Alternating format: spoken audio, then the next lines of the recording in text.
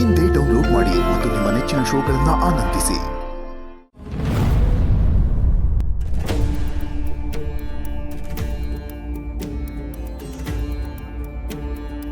ಯಾವುದ್ರಿ next case? Your honour, ಇವತ್ತು ಬಂದಿರೋ ಈ ಕೇಸು ತುಂಬ ವಿಚಿತ್ರವಾದದ್ದು. ಇಂತಹ ಕೇಸಿನ ಉದಾಹರಣೆಗಳು ಕೂಡ ತುಂಬ ವಿರಳ ಹಾಗೂ ತುಂಬ ಅಪರೂಪ. ಇಂತಹ ಕೇಸ್ನ ನಾನು ನನ್ನ ಸರ್ವೀಸಲ್ಲೇ ನೋಡಿಲ್ಲ. ಈ ಕೇಸು ಒಬ್ಬ ತಂದೆ ತಮ್ಮ ಮಕ್ಕಳ ವಿರುದ್ಧವೇ ಹಾಕಿರುವಂಥ ಕೇಸು. ಹಾಗಂತ ಈ ಕೇಸು ಮಾಮೂಲಿಯಾಗಿ ತಮ್ಮ ಆಸ್ತಿಯನ್ನು ಪಡ್ಕೊಳ್ಳೋಕ್ಕಾಗಲಿ ಅಥವಾ ತಮ್ಮ ಹಕ್ಕನ್ನು ಪಡ್ಕೊಳ್ಳೋಕ್ಕಾಗಲಿ ಹಾಕಿರುವಂಥ ಕೇಸಲ್ಲ. ಹಾಗಾಗಿ ತಾವು ಈ ಕೇಸ್ನ ಪರಿಶೀಲಿಸಿ ಅನುಮೋದನೆ ನೀಡಬೇಕು ಅಂತ ತಮ್ಮಲ್ಲಿ ಕೇಳ್ಕೊತೀನಿ.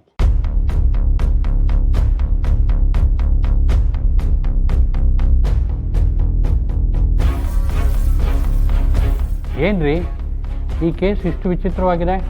ಯಾರ್ರೀ ಇವ್ರ ಮಕ್ಕಳು?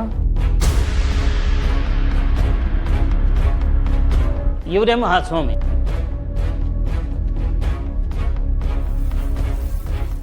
ಏನ್ರಿ ನಿಮ್ಮ ತಂದೆಯವರು ನಿಮ್ಮ ಮೇಲೆ ಯಾವ ಕೇಸ್ ಹಾಕಿದ್ದಾರೆ ಅನ್ನೋದು ಗೊತ್ತಾ ನಿಮಗೆ? ಗೊತ್ತಿಲ್ಲ ಮಹಾಸ್ವಾಮಿ. ಸರಿ, ಇವ್ರ ತಂದೆ ಯಾರು? ನಾನು ಮಹಾಸ್ವಾಮಿ. ಈಗ ನಿಮ್ಮ ಕೇಸ್ ಬಗ್ಗೆ ಏನು ಅಂತ ನೀವು ಕಟಕಟೆಗೆ ಬಂದು ಹೇಳಿ.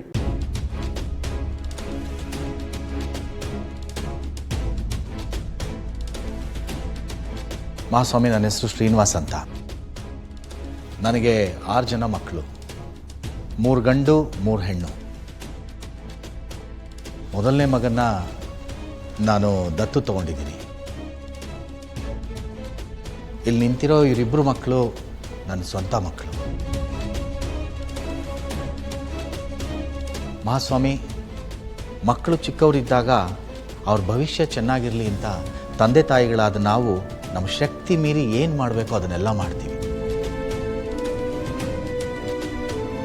ಒಳ್ಳೆ ಶಿಕ್ಷಣ ಕೊಡಿಸ್ತೀವಿ, ಚೆನ್ನಾಗಿ ನೋಡ್ಕೊಳ್ತೀವಿ.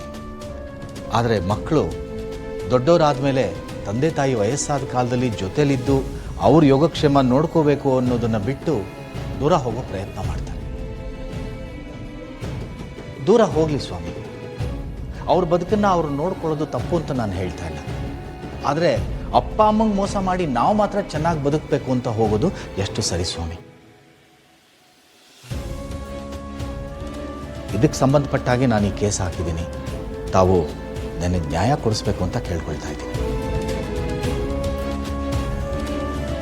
ಇವರಿಬ್ಬರು ಹುಟ್ಟಿದಾಗಿಂದ ಇಲ್ಲಿ ತನಕ ಇವ್ರ ಮೇಲೆ ಇವ್ರಿಗೋಸ್ಕರ ನಾನು ಎಷ್ಟು ಖರ್ಚು ಮಾಡಿದ್ದೀನೋ ಅಷ್ಟು ಹಣನ ಅವರಿಂದ ನನಗೆ ವಾಪಸ್ ಕೊಡಿಸ್ಬೇಕು ಸ್ವಾಮಿ.